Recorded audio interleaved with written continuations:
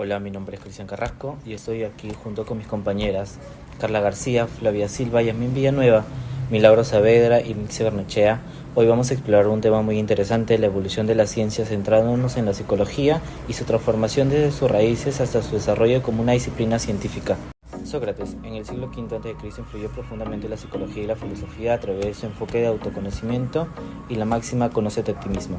Su interés por la psique, la ética, la moral, lo llevó a explorar el comportamiento humano y la naturaleza del bien. Utilizando el método socrático, promovió el pensamiento crítico y la reflexión, sirviendo como precursor del constructivismo. También empleaba la ironía para desafiar creencias, fomentando el diálogo y el análisis crítico, lo que se sentó las bases que para prácticas psicológicas modernas. A continuación vamos a hablar de Platón. Platón fue un reconocido filósofo griego que en el siglo V dio sus aportes a la psicología precientífica, basándose especialmente en la teoría de la mente, en la naturaleza del alma y en la educación. Entre sus teorías más importantes está la teoría del alma. Él dividió el alma en tres partes: la voluntad, el deseo y la razón. La teoría del conocimiento y el aprendizaje, el idealismo y la percepción, y la teoría del dualismo. Él dividió dos realidades: el mundo sensible y el mundo inteligible. A continuación vamos a hablar de Aristóteles. Aristóteles fue un filósofo griego, hizo contribuciones importantes en el conocimiento, la filosofía, la ética y la política. Él realizó contribuciones significativas en el pensamiento sobre la mente y en el comportamiento humano. Entre sus teorías más importantes está la teoría de la mente y el cuerpo. La mente la dividió en tres partes: la vegetativa, sensitiva y racional, la teoría de la percepción, la teoría de la memoria y la teoría de las emociones. Pueden ser razonables e irrazonables. En posición voy a hablar acerca de Agustín de Hipona, también conocido como San Agustín. Fue un filósofo y teólogo del siglo IV y V, lo cual influye notablemente en la filosofía occidental. Sus aspectos destacados son la naturaleza del alma, que quiere decir su relación con Dios y su destino después de la muerte. En la introspección, él lo utiliza para explorar su propia experiencia interna, lo que quiere decir sus propios pensamientos y emociones. En el libre albedrío y la responsabilidad moral, pues él argumenta que los seres humanos tienen la capacidad de elegir entre el bien y el mal.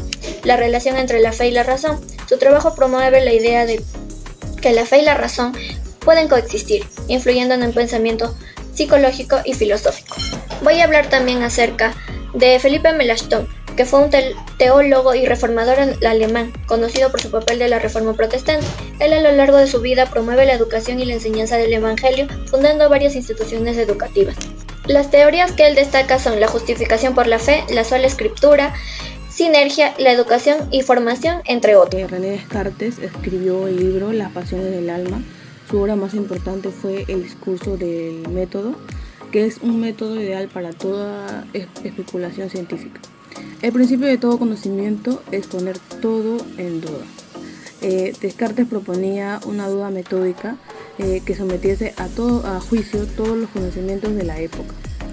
Este principio lo halló en su famosa formulación "pienso, luego existo". Sobre la base de esta primera evidencia, pudo regresar en la parte del camino de su escepticismo. Yo les voy a hablar sobre el estructuralismo. El estructuralismo trata de describir la estructura de la mente y la combinación de los procesos mentales que convengan en experiencias complejas. Mediante la comprensión de estos procesos mentales, el estructuralismo plantea definir y categorizar los distintos elementos de la psicología humana. El funcionalismo inició en 1896.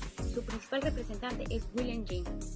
El objetivo del estudio es el conocimiento de la conciencia con un criterio práctico y utilitario. Emplea la introspección experimental y la observación. Ayuda a expandir la comprensión de la psicología al enfocarse en las funciones prácticas y adaptativas de la mente y el comportamiento, siendo una clave actual en el desarrollo de la psicología moderna. Ahora les voy a hablar sobre el psicoanálisis. El psicoanálisis es una teoría de la mente humana que sirve para comprender el inconsciente, una práctica terapéutica para instrumentos de investigación y profesión al mismo tiempo. Podríamos decir que es un fenómeno sociológico, intelectual y médico y complejo. El enfoque conductista de John Watson en 1912 se centraba en el estudio del comportamiento observable, en donde Watson demostró a través del condicionamiento emocional un experimento llamado El pequeño Albert en 1963. En 1938, Skinner introdujo el condicionamiento operante, en el que fue criticado por Noam en el 57. La teoría de Gestalt surgió en Alemania a principios del siglo XX como respuesta al conductismo, promovida por los psicólogos Max Brunner, Kurt Cohen, Wolfgang Köhler.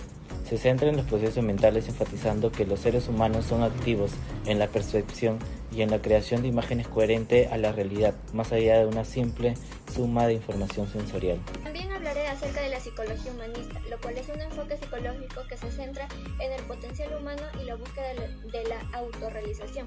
Esta surge en la década de 1950 como una respuesta a la psicología conductista y psicoanalítica. Sus principales conceptos son la autorrealización, experiencia subjetiva, enfoque en el presente y la relación terapéutica. Ahora vamos a hablar sobre el enfoque cognitivo. Este enfoque comenzó en 1956 con George Miller y Noam Chomsky, en donde se criticó el conductismo. En 1960, Ulrich Neisser definió la psicología cognitiva. Modelos como el Atkinson, Chifrin y Baddeley profundizaron más en realizar la información. En los 80 y los 90 se centraron más en la introducción de la inteligencia artificial, en donde se realizaron más estudios en los avances del cerebro. Bueno, en las conclusiones podemos decir que el método científico es un método bastante formal para adquirir conocimientos. Los métodos de investigación precientíficos solían basarse en la introspección y especulación. Mientras que en el método científico introdujo dos medios principales para llegar a nuevos conocimientos. El primero es la búsqueda empírica de pruebas y el segundo las ideas teóricas, que implicaban una amplia variedad de observaciones.